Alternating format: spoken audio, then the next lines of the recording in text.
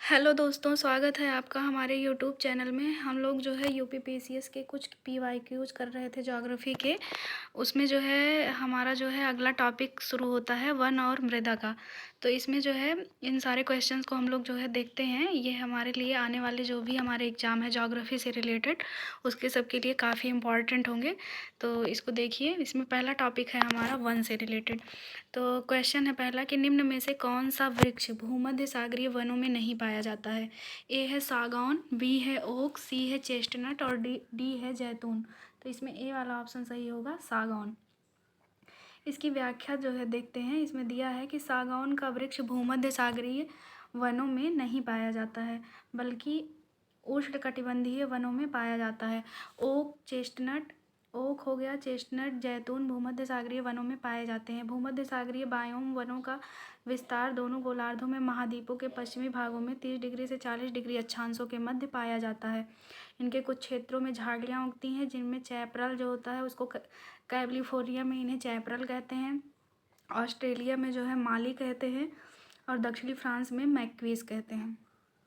अगला क्वेश्चन है, एक पेड़ के पास हमेशा निम्न में से कौन होता है। जड़, शाखाएं, पत्तियां, छाया। तो इसमें से ए वाला ऑप्शन सही होगा, जड़।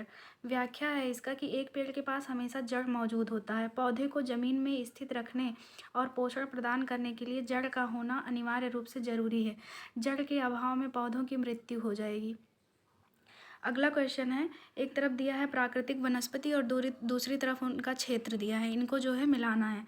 तो इसमें जो है अधिजीवी वनस्पति जो है ये भूमध्य रेखा की होगी। एक सेकंड, अधिजीवी वनस्पति भूमध्य रेखीय। फिर उसके बाद जो है बबूल जो है ये सहारा का होगा, मरुस्थल में। और जो है बेओबाब जो है ये समाना का है, और देवदार जो है ये भूमध्य सागरीय है। तो जो है इसमें 2, 3, 4, 1 यानी कि ए वाला ऑप्शन सही होगा। व्याख्या इसकी देखते हैं कि अधिजीवी वनस्पति जो है ये भूमध्य रेखीय प्रदेश की है। बबूल जो है ये इसमें कांटे वांटे पाए जाते हैं, ये सहारा मरुस्थलीय क्षेत्र में उगता है। बेओबाब जो है ये समाना का है, और देवदार जो है ये भूमध्य सागरीय का है। अगला क्वेश्चन देखते हैं। इसमें भी सूची फर्स्ट को सूची सेकंड से सुमेलित करना है। वनस्पति प्रकार है और क्षेत्र दिया है। तो चैपरल अभी हम लोगों ने देखा, इसको कैलिफोर्निया में कहते हैं। और उसके बाद जो है मक्वी जो है इसमें जो है चैपरल कैलिफोर्निया, सी में पहला। तो ये वाला ऑप्शन और ये वाला कट गया, तो बचता है ए और सी। चैपरल जो है वो कैलिफोर्निया में हो गया, और मक्वी जो है दक्षिण अफ्रीका में शायद कहते हैं। देखते हैं कि याद नहीं है मुझे, थोड़ा सा समझ में नहीं आ रहा, तो देख लेते हैं। ए वाला ऑप्शन इसमें सही है। मक्वी जो है भूमध्य सागर के तटीय क्षेत्र में, फिम्बस जो है दक्षिण अफ्रीका में, चैपरल जो है कैलिफोर्निया में, और मेटोरल जो है ये चिली में कहते हैं। तो इसको याद कर लेते हैं। मक्वी भूमध्य सागर के तटीय क्षेत्र में, फिम्बस दक्षिण अफ्रीका में, चैपरल कैलिफोर्निया में, और मेटोरल चिली में, यानी कि ए वाला ऑप्शन इसमें सही होगा। 2, 3, 1, 4। व्याख्या है, व्याख्या में भी वही है, फिर से देख लेते हैं जिससे याद हो जाए। मक्वी भूमध्य सागर के तटीय क्षेत्र में, फिम्बस दक्षिण अफ्रीका में, चैपरल कैलिफोर्निया में, और मेटोरल जो है ये चिली में। अगला क्वेश्चन है, अफ्रीका के निम्नांकित देशों में से किसमें सघन उष्ण आर्द्र वन है। ए है आइवरी कोस्ट, बी है केन्या, सी है जिम्बाब्वे, और डी है दक्षिण अफ्रीकी संघ। तो इसमें ए वाला ऑप्शन सही होगा, आइवरी कोस्ट में जो है सघन उष्ण आर्द्र वन पाए जाते हैं। व्याख्या है इसका, उष्णकटिबंधीय वर्षा वन जलवायु प्रदेश या सघन उष्ण आर्द्र वन विषुवत रेखा के दोनों ओर 5 डिग्री से 10 डिग्री अक्षांश तक पाए जाते हैं। अफ्रीका के कांगो नदी के घाटी तथा गिनी तट इसी प्रकार की जलवायु के अंतर्गत आते हैं। आइवरी कोस्ट गिनी खाड़ी के तट पर है, और ये जो है कोको के लिए जो है फेमस है। व्याख्या है कि निम्नांकित में कहाँ ऐनवर्ती वर्षावन पाए जाते हैं। ए है कांगो घाटी, बी है गंगा घाटी, सी है वांगो घाटी, और डी है मरे डार्लिंग घाटी। तो इसमें ए वाला ऑप्शन सही होगा, कांगो घाटी जो है। इसकी जो है व्याख्या ऊपर ही दी गई थी। अगला क्वेश्चन है, किस देश में उसके भौगोलिक क्षेत्र का उच्चतम प्रतिशत वनाच्छादित है। ए है चीन, बी भारत, सी इंडोनेशिया, और डी जापान। तो इसमें डी वाला ऑप्शन सही होगा, जापान। इसकी व्याख्या है कि जितने भी उसमें देश दिए गए थे उनमें जो है जापान का उसके भौगोलिक क्षेत्र का उच्चतम प्रतिशत वनाच्छादित है। विश्व बैंक के वर्ष 2020 के आंकड़े दिए गए हैं। इसमें जो है जापान में देखिए 68.4% वन है। उसके बाद फिर इंडोनेशिया में 49.07, भारत में 24.2 और चीन में 23.3% है। और दिया है कि सूरीनाम देश में उसके कुल क्षेत्रफल का 97.4% क्षेत्र वन आच्छादित है, जो विश्व में सर्वाधिक है। इम्पॉर्टेंट है ये, याद कर लीजिए कि सूरीनाम देश में उसके कुल क्षेत्रफल का 97.4% क्षेत्र वन आच्छादित है। अगला क्वेश्चन है, किस देश में कुल क्षेत्रफल का सर्वाधिक प्रतिशत वन आच्छादित है? तो देखिए इसमें आ भी गया, सी वाला ऑप्शन सही होगा, सूरीनाम। अगला है, टैगा वन विशिष्टता है भूमध्य रेखीय क्षेत्र की, उष्णकटिबंधीय क्षेत्र की, उपोष्णकटिबंधीय क्षेत्र की या समशीतोष्ण क्षेत्र की? तो इसमें डी ऑप्शन सही होगा, समशीतोष्ण क्षेत्र की। टैगा वन समशीतोष्ण क्षेत्र की प्रमुख विशेषता है। इस प्रकार के वन 50 डिग्री से 70 डिग्री उत्तरी अक्षांशों के बीच उत्तरी अमेरिका और यूरेशिया के उत्तरी भागों में मिलते हैं। इनकी एक विस्तृत पेटी उत्तरी गोलार्ध के कनाडा, नॉर्वे, स्वीडन, फिनलैंड, रूस के बाल्टिक क्षेत्र तथा भूमध्य रेखीय साइबेरिया में पाई जाती है। यहाँ पर विश्व में सर्वाधिक वनों का व्यापारिक उपयोग हुआ है। इन्हें शीतोष्णकटिबंधीय शंकुधारी वन भी कहते हैं। विश्व के वन आवरण का सर्वोच्च प्रतिशत शीतोष्णकटिबंधीय शंकुधारी वनों का है। इन वृक्षों की पत्तियां नुकीली, संकुल तथा कोणधारी होती हैं। इन वनों में मुख्य वृक्ष चीड़, सनोवर, लार्च, सीडार, हेमलॉक आदि पाए जाते हैं। ये कोणधारी वन होते हैं। अगला जो है क्वेश्चन है, कोणधारी वन नहीं पाए जाते हैं। यहाँ पे इस पे ध्यान दीजिएगा, नहीं पूछा है। अमेजोनिया में, स्कैंडिनेविया में, कनाडा में, फिनलैंड में। तो इसमें ए वाला ऑप्शन सही होगा, अमेजोनिया में, क्योंकि ये जितने भी हैं स्कैंडिनेविया, कनाडा, फिनलैंड, तो ये जो है नॉर्थ में ही पाए जाते हैं। तो और कोणधारी वन जो होते हैं उन्हें टैगा वाले वनों को कोणधारी कहते हैं। अगला क्वेश्चन देखते हैं, विश्व के वन आवरण का सर्वोच्च प्रतिशत संबंधित है। ए शीतोष्णकटिबंधीय शंकुधारी वन से, बी शीतोष्णकटिबंधीय पर्णपाती वन से, सी उष्णकटिबंधीय मानसूनी वन से और डी उष्णकटिबंधीय वर्षा वन से। तो इसमें ए वाला ऑप्शन सही होगा, उष्णकटिबंधीय शंकुधारी वन से। अगला क्वेश्चन है, निम्नलिखित में से किस महाद्वीप में उष्णकटिबंधीय पर्णपाती वनों का विस्तार अधिक है? A Africa, B Asia, C Australia और डी दक्षिण अमेरिका। तो इसमें जो है बी वाला ऑप्शन सही होगा, एशिया। व्याख्या है कि एशिया महाद्वीप में उष्णकटिबंधीय पर्णपाती वनों का सर्वाधिक विस्तार पाया जाता है। ये वन गर्मी के प्रारंभ में ही अपनी पत्तियां गिरा देते हैं, इसलिए इन्हें पतझड़ वाले या मानसूनी वन भी कहते हैं। ये वृक्ष अधिक लंबे या सघन नहीं होते। इनमें साल, सागौन, शीशम, चंदन, आंवला, महुआ आदि वृक्ष पाए जाते हैं। इन वनों की लकड़ी मजबूत और टिकाऊ होती है। अगला क्वेश्चन है, विश्व में सबसे बड़े व घने वन हैं भारत में, तंजानिया में, ब्राज़ील में, कनाडा में। इसमें सी ऑप्शन सही होगा, ब्राज़ील में। इसकी व्याख्या देख लेते हैं। विश्व में सबसे बड़े व सघन वन ब्राज़ील में पाए जाते हैं। इसे सदाबहार वन या सेल्वा वन कहते हैं। सेल्वा वनों की विशेषता चौड़ी पत्ती वाले सदाबहार वन है। इन वनों में प्रमुखतया महोगनी, रबड़, एबोनी, रोजवुड, पाम आदि के वृक्ष पाए जाते हैं। विषुवतीय प्रदेश में वर्ष भर आर्द्रता एवं उष्णता रहने के कारण घने जंगल उगते हैं। ये जंगल चिरहरित अर्थात सदा हरे भरे रहते हैं। इसके अतिरिक्त कांगो के घने जंगल विश्व प्रसिद्ध हैं। अगला क्वेश्चन देखते हैं, सेल्वा वनों की विशेषता है चौड़ी पत्ती सदाबहार, चौड़ी पत्ती पतझड़, शंकुधारी सदाबहार और शंकुधारी पतझड़। तो इसमें जो है ए वाला ऑप्शन सही होगा, चौड़ी पत्ती सदाबहार वन जो होते हैं ये सेल्वा वन होते हैं। अगला क्वेश्चन है, सूची फर्स्ट को सूची सेकंड से सुमेलित करना है। तो इसमें जो है मानसूनी वन, विषुवत रेखीय वन, भूमध्य सागरीय वन और कोणधारी वन। तो जो है इसमें मानसूनी वन महोगनी और रोजवुड होगा। एक सेकेंड, मानसूनी वन जो है ये महोगनी और रोजवुड होगा। मिलाते हैं, देखते हैं सही है कि नहीं। मानसूनी वन, तो इसमें ए में चौथा जो है एक ही ऑप्शन में है, सी वाले में देखते हैं। मानसूनी वन महोगनी और रोजवुड हो गया। विषुवत रेखीय चीड़ तथा फर। भूमध्य सागरीय जो है सागौन तथा साखू और कोणधारी, देखते हैं पहले कौन सा सही है, गलत हो रहा है। हाँ, इसमें जो है ए वाला ऑप्शन सही है। मानसूनी वन जो है ये सागौन तथा साखू हैं और विषुवत रेखीय वन जो हैं ये महोगनी और रोजवुड हैं। भूमध्य सागरीय वन जो हैं ये आलू, बुखारा, प्लम एवं जैतून और कोणधारी वन जो है वो चीड़ तथा फर हैं। RO में आया है। इसकी व्याख्या फिर से देख लेते हैं। मानसूनी वन जो है सागौन तथा साखू, विषुवत रेखीय वन महोगनी और रोजवुड हैं, क्योंकि इनकी पत्तियां हमेशा हरी भरी रहती हैं, तो ये विषुवत रेखीय वन होंगे। यही मैं सोच रही थी, गलत हो गया उसी वजह से। भूमध्य सागरीय वन जो है आलू बुखारा प्लम एवं जैतून, और कोड़धारी वन जो है चीड़ तथा फर हैं। अगला क्वेश्चन है, वनों की कटाई प्रतिबंधित करने वाला विश्व का प्रथम देश कौन सा है? New Zealand, Germany, Norway, Poland. तो इसमें जो है सी वाला ऑप्शन सही होगा, नॉर्वे। इसकी व्याख्या है कि वनों की कटाई प्रतिबंधित करने वाला विश्व का प्रथम देश नॉर्वे है। नॉर्वे एक ध्रुवीय देश है। अपने देश को प्रदूषण से बचाने के लिए नॉर्वे ने वनों की कटाई को प्रतिबंधित किया है। नॉर्वे को अर्धरात्रि के सूर्य का देश भी कहा जाता है। अगला क्वेश्चन है, इसमें जो है सूची फर्स्ट को सूची सेकंड से सुमेलित करना है। कोणधारी वन, समाना, उष्ण मानसूनी और चैपरल। तो इसको जो है मिलाते हैं, देखते हैं। इसमें कोणधारी वन जो होगा ये सखालिन द्वीप पे होगा। समाना जो है ये ब्राज़ील पठार में पाए जाएंगे। उष्ण मानसूनी जो है ये मालागासी में होंगे, और चैपरल जो है ये कैलिफोर्निया में होता है। तो इसमें जो है 3, 1, 2, 4, 3, 1, 2, 4 यानी कि सी वाला ऑप्शन सही होना चाहिए। देखते हैं सही है कि नहीं। सी ही सही है। कोणधारी वन जो है ये सखालिन द्वीप में पाए जाएंगे। एक सेकेंड।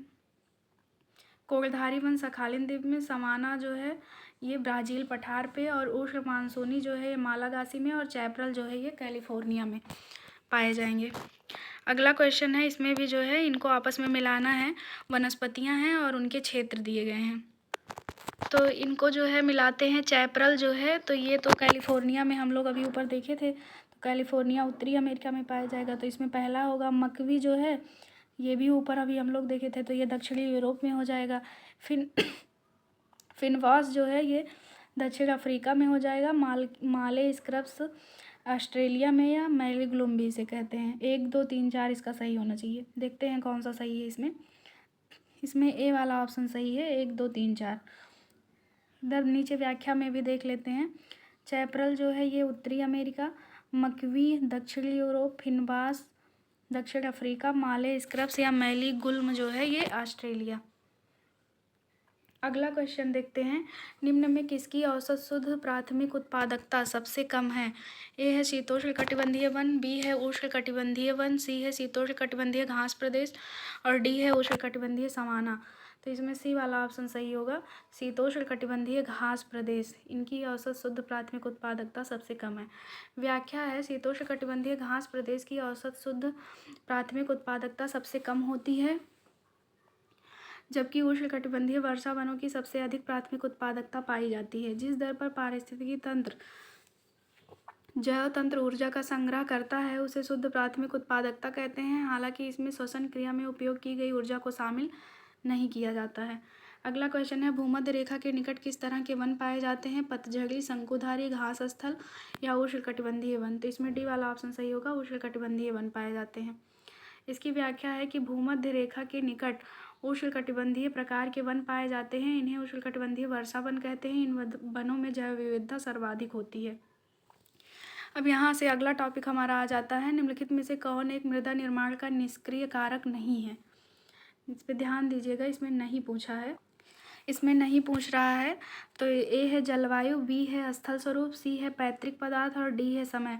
तो इसमें निष्क्रिय कारक नहीं पूछा है, तो निष्क्रिय जो है ये जलवायु नहीं है। व्याख्या देखते हैं इसकी। ए ऑप्शन इसमें सही है, मृदा निर्माण का निष्क्रिय कारक जलवायु नहीं है। मृदा निर्माण में जलवायु सबसे अधिक महत्वपूर्ण सक्रिय कारक है। पैतृक यानी कि जनक पदार्थ, स्थलाकृति या उच्चावच एवं विकास की अवधि को निष्क्रिय कारक कहते हैं। इस प्रकार विश्व के जलवायु प्रदेशों, प्राकृतिक वनस्पतियों, मिट्टियों के गहरे संबंध हैं। मृदा निर्माण के कारक जो है वो निम्न है। पहला जो है आधारभूत चट्टान या पैतृक पदार्थ, दूसरा जलवायु, तीसरा स्थलाकृति या उच्चावच, और चौथा जैविक प्रभाव, वनस्पतियाँ, जीव जंतु व मानवीय प्रभाव, और पांचवा दिया है समय या विकास की अवधि। अगला क्वेश्चन है, निम्नलिखित में से कौन मृदा क्षरण का कारक नहीं है? तो इसमें है ए वायु, बी जल, सी मरुस्थल, और डी वनोन्मूलन। इसमें सी ऑप्शन सही होगा, मरुस्थलीकरण।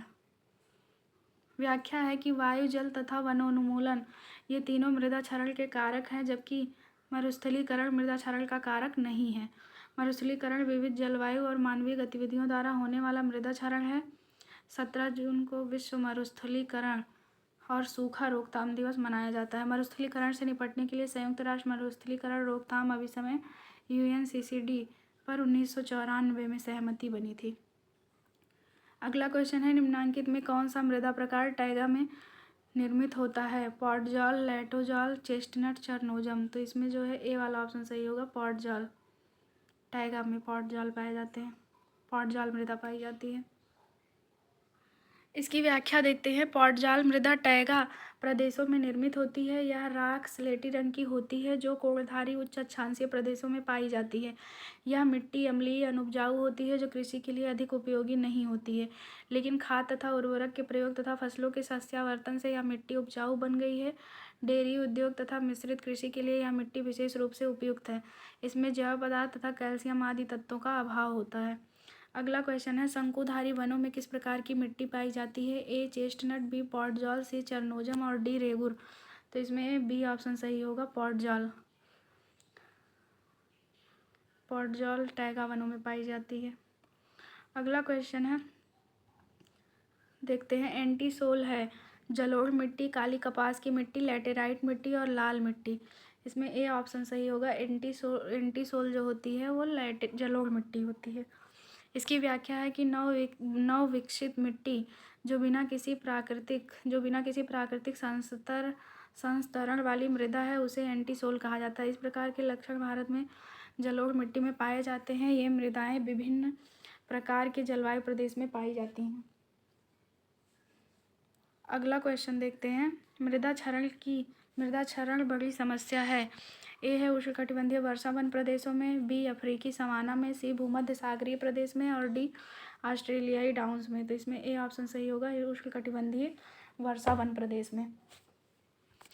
इसकी व्याख्या है कि मृदा क्षरण उष्णकटिबंधीय वर्षा वन की प्रमुख विशेषता है। उपरिवर्ती मृदा में जीवांश होते हैं जो वनस्पतियों को पोषक पदार्थ प्रदान करते हैं। मृदा क्षरण के कारण पोषक तत्व वर्षा जल के साथ बह जाते हैं। इस प्रकार के क्षरण को रोकने के लिए समोच्च कृषि, पट्टीदार खेती तथा सीढ़ीनुमा खेती की जाती है। अगला क्वेश्चन है, इसमें कथन और कारण का है। कथन है कि काली मिट्टी कपास की कृषि के लिए उपयुक्त होती है और कारण है उसमें नाइट्रोजन तथा जैव पदार्थ प्रचुर मात्रा में पाए जाते हैं।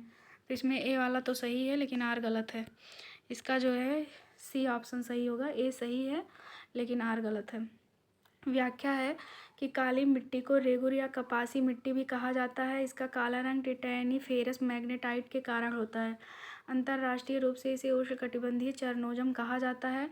काली मिट्टी में नाइट्रोजन, फास्फोरस व कार्बनिक तत्वों जैसे जैविक पदार्थ की कमी पाई जाती है। सामान्यतः इनमें लोहा, चूना, calcium, potash, aluminium, magnesium carbonate की प्रचुरता पाई जाती है। अगला टॉपिक यहाँ से हमारा शुरू होता है खनिज संसाधन का। इसमें ये है टॉपिक का है पहला लौह अयस्क से। तो इसमें जो है पहला क्वेश्चन है, निम्नलिखित में से कौन सा एक सही सुमेलित नहीं है? देश दिया है और लौह अयस्क खनन केंद्र। रूस Magnitogorsk, France Normandy, Sweden Kiruna, Ukraine Kuzbass. तो इसमें जो है डी वाला ऑप्शन जो है यही सही सुमेलित नहीं है। व्याख्या में देख लेते हैं। मैग्नेटोगार्स जो है ये रूस का है, नॉर्मंडी जो है ये फ्रांस का है, किरूना जो है ये स्वीडन का है, कुजबास जो है ये रूस का है और क्रिवाय जो है वो ये यूक्रेन का है। तो इसमें जो है यूक्रेन में जो कुजबास दिया था तो यूक्रेन में क्रिवाय है और कुजबास जो है ये रूस का है। अगला क्वेश्चन देखते हैं, निम्नलिखित में से कौन सा एक सही सुमेलित नहीं है? देश दिया है और लौह खनिज उत्पादक क्षेत्र। कजाकिस्तान करागांडा, यूक्रेन क्रिवाय रोग, जर्मनी नॉर्मंडी और फ्रांस पिरेनीज। तो इसमें सी वाला ऑप्शन जो है ये सही सुमेलित नहीं है, जर्मनी में नॉर्मंडी नहीं है। इसकी व्याख्या देखते हैं। कजाकिस्तान जो है करागांडा सही है, यूक्रेन क्रिवाय रोग सही है और जो ये नॉर्मंडी था वो जर्मनी में नहीं है बल्कि फ्रांस में है और फ्रांस में ही पिरेनीज भी है। तो नॉर्मंडी फ्रांस में है। अगला क्वेश्चन है, निम्नलिखित में से कौन सुमेलित नहीं है? देश दिया है और उनके लौह इस्पात उत्पादक केंद्र हैं।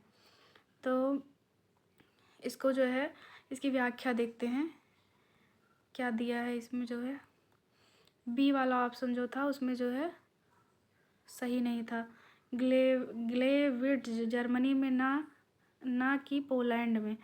अतः सुमेलन निम्न प्रकार होगा। ग्लेविट्ज जो है वो जर्मनी में है। देखते हैं, एसेन जो है ये जर्मनी में है, ग्लेविट्ज जो है ये भी जर्मनी में है, बेलफास्ट ग्रेट ब्रिटेन में है, डोनाविट्ज ऑस्ट्रिया में है।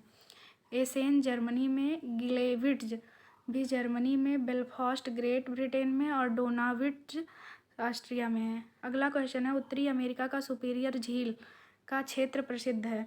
तो ये लौह अयस्क क्षेत्र के लिए, लौह अयस्क भंडार के लिए प्रसिद्ध है। इंपॉर्टेंट क्वेश्चन है, अक्सर रिपीट होता है।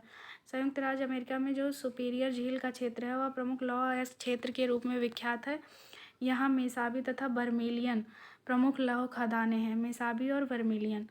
अगला क्वेश्चन है, विश्व में लौह अयस्क के 3 अग्रणी उत्पादक हैं। तो इसका तो जो है ये करंट अफेयर से रिलेटेड क्वेश्चन है, मतलब नए डेटे पे आधारित है, तो ये वाला छोड़ते हैं। अगला क्वेश्चन देखते हैं, निम्न देशों में से कौन विश्व में लौह अयस्क का बृहत्तम उत्पादक है। तो ये सब भी जो है ये भी करंट से ही रिलेटेड होगा, क्योंकि अभी जो नया डेटा होगा वो सही होगा। अगला क्वेश्चन है, नवीनतम रिपोर्ट के अनुसार भारत विश्व में इस्पात उत्पादन में किस स्थान पर है। तो ये जो है सही है, दूसरे स्थान पर है।